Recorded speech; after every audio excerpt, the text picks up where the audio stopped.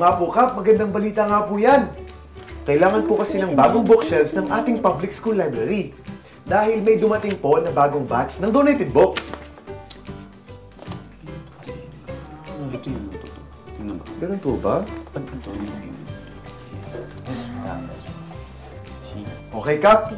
Sige po, gagawa ko po ng paraan. Salamat po. Ito yun, no? If two parallel lines are cut by a transversal, then the pairs of two alternate angles are congruent. If two transversal lines are... Teka, Neb. Kanina pa natin binabasa to eh. Pero hindi ko pa rin maintindihan. Kailangan natin matapos tong assignment na to para makahabol tayo sa practice sa school play. Ano ka ba? Dali-dali lang ito ah. Oo, madali lang basahin. Pero mahirap maintindihan. Oo nga, sabi ko nga. Puro kalokohan talaga, Nib. Kuya Mike, help! Hindi na kaya ng powers namin to eh. Kuya Mike! Kuya Mike! Kuya Mike! Ano bang iniisip mo? Kanina pa kita tinatawag eh. Pasensya na. Iisip ko kasi yung idadagdag na bookshelf sa public school library.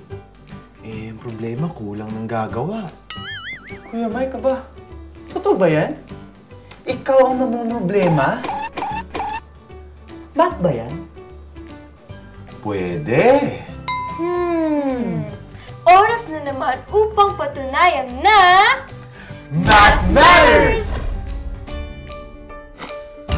May assignment na naman ba kayo? Meron nga po eh. Kanina pa kasi kami nagtatalo ni Ada kung paano intindihin tong lesson. Kailan ba kayo hindi nagtalo? Ganito na lang, Kuya Mike. Sa tingin niyo ba, kaya ka namin tulungan sa problema mo? Oo nga, Kuya Mike. Gusto mo? Tulungan ka namin dyan? Pwede. Pero, marunong kaya kayong gumawa ng bookshelves? Sus! Carpentry! That's my expertise! Pero, hindi ka magaling magsukat at dyan ako pwede tumulong. Plus, magaling ako magpintura. Talaga? Tutulungan niyo ako? Oo naman! Deal! Teka, tungkol saan ba yung assignment niyo? Kuya, tungkol po sa proving parallel and perpendicular lines. Kailangan na yung maghanap ng examples base sa tunay na buhay. Madali lang yan!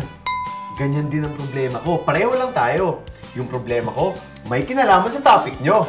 Ayos! So, group work ulit tayo? Exciting! Ganito yan! Alamin muna natin kung ano ba ang parallel lines. Okay, Kuya. Sabi dito sa lesson namin na ang parallel lines are two lines in the same plane that, no matter how far they extend, do not intersect with each other. Parallel lines are the same distance apart at any given point. At sabi naman dito ay... Transversal is a line that intersects two or more other lines. When it intersects parallel lines, many angles are formed. Okay, very good! Pero tandaan, may mga properties at postulates din ang mga parallel lines. Properties of parallel lines. Corresponding angles postulate. If two parallel lines are cut by a transversal, then the pairs of corresponding angles are congruent.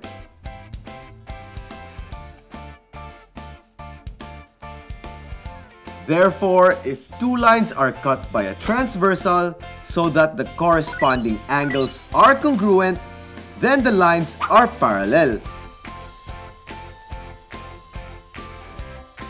So meaning if two lines cut by a transversal are parallel if and only if their corresponding angles are congruent. Halimbawa, the corresponding angles postulate states that when two coplanar lines are cut by a transversal so that two corresponding angles have the same measure, then the lines are parallel.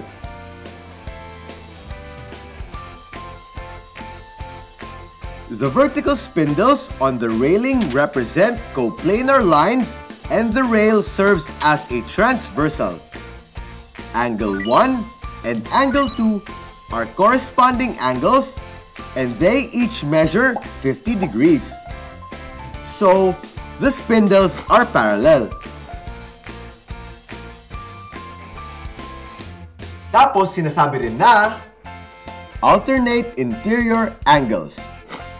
If two parallel lines are cut by a transversal, then the pairs of alternate interior angles are congruent.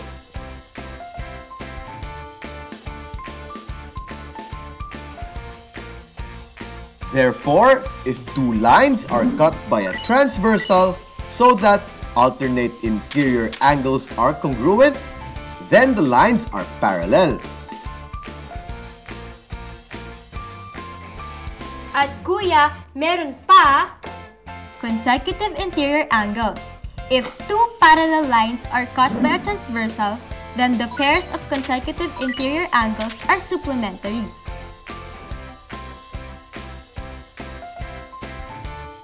Therefore, if two lines are cut by a transversal so that the consecutive interior angles are supplementary, then the lines are parallel.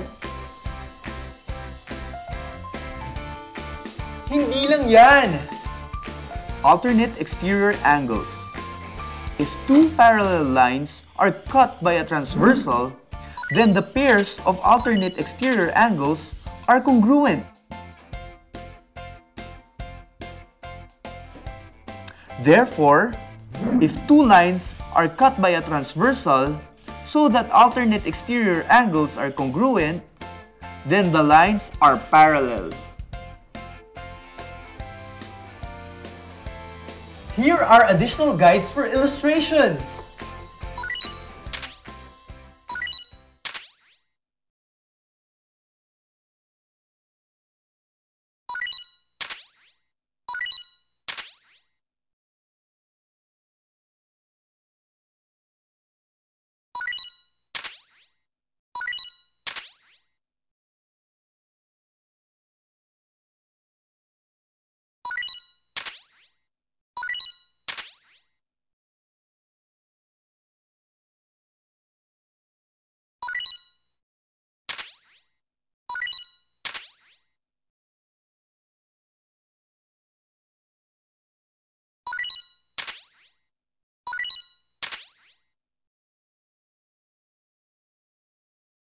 Ang galing nyo naman pala eh! Magbasa. Eh kuya, anong halimbawa nito sa totoong buhay? Okay, sige. Naalala mo nung nagkakarera tayo ng bangka-bangkaan?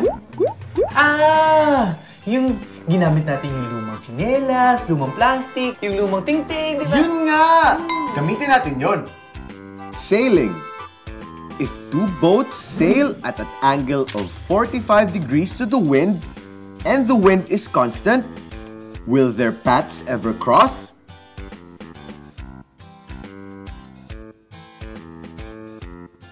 Solution.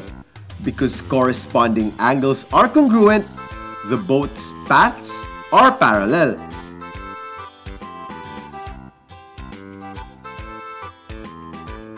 Parallel lines do not intersect, so the boats' paths will not cross. Oo nga, no! Ang galing! Ayos kuya Mike Oh, yun lang ba ang kailangan niyong maintindihan? Meron pa po eh, yung perpendicular lines. Sabi po dito na Two lines are perpendicular if they intersect at right angles. That is, two perpendicular lines form four right angles.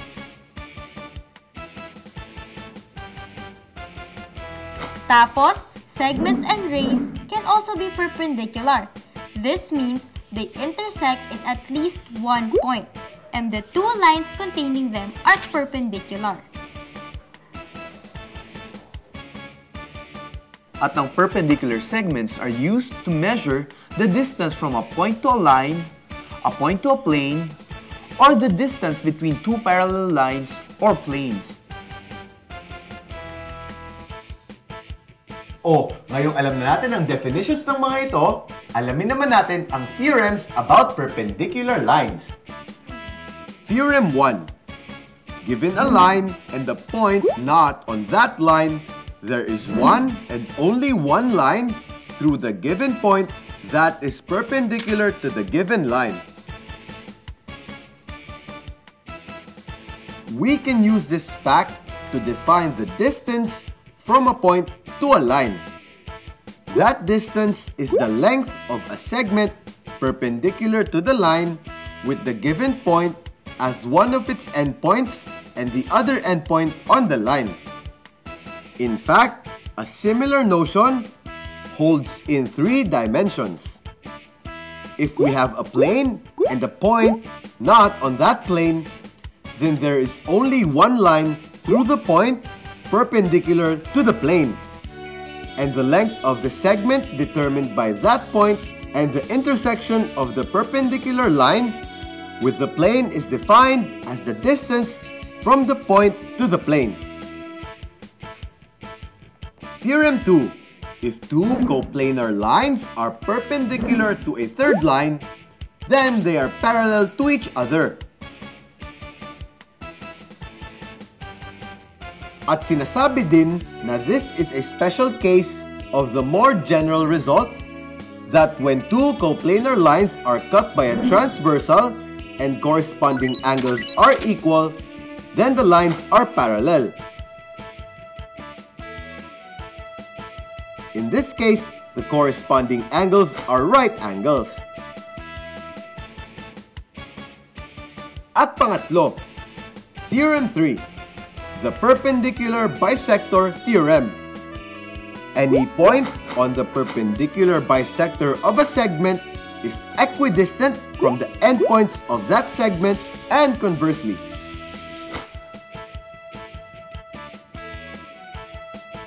Ayan! Sa wakas! Naintindihan na namin tong assignment na to. Salamat, Kuya! At alam ko na ang very practical application nito. Ano na naman, Neb? Edi yung bookshelves na gagawin natin. Correct! Ngayon, ako naman ang tulungan nyo. Naalala nyo ba yung public school library? Gagawan yon ng bagong bookshelves. Ngayon, ang kailangan ko, design suggestions. Designs? Kaming bahala ni Neb dyan. Oo, Kuya Mike. Kami bahala sa mga designs mo. Bigyan mo lang kami ng 1 hour. Tama! Gamit ang mga natutunan namin sa parallel and perpendicular lines, magsisiw lang yan! Sige, 1 hour ha. Pabalik ako. Pupunta muna ako sa school. Tutulungan ko magsukat sila, Kap.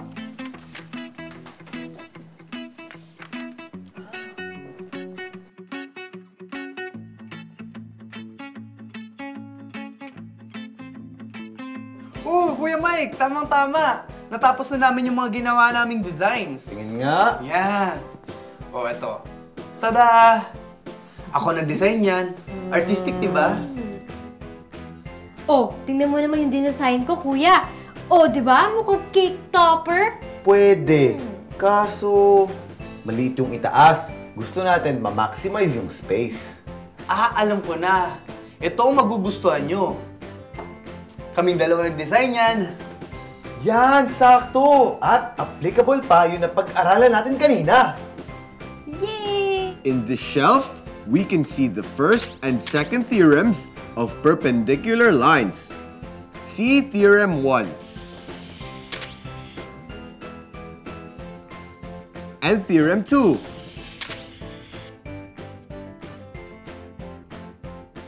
This shelf also more practical and stable than the other two. This shelf also maximizes the space. You can put more books compared to the other two shelves. Guys, ang kahoy na to ay para sa parallel lines ng shelves. Ito namang mga kahoy na to ay para sa perpendicular lines. Ito ang frame ng shelves. Ang plywood naman na to ay para sa planes ng actual shelves. This is what I call intersecting of minds to create a great team. Wow, Neb! Straight English yun ah. Siya, puro kayo kalokohan. Tara na, simulan natin ang paggawa. Sure, Kaya na, let's go. let's go!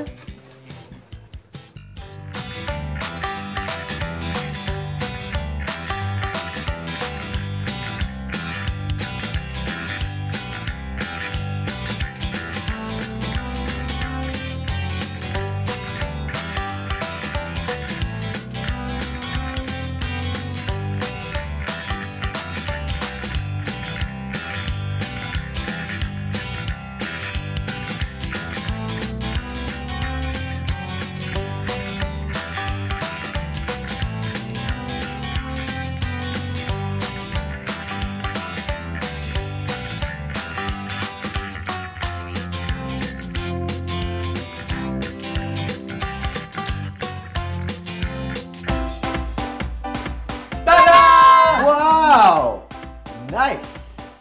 Ayan, tapos na Kuya Mike! Galing talaga ng mga sidekicks ko. You guys are the best dahil dyan, nilibre ko kayo ng the best kakanin at halo-halo in town. Yay! Boom!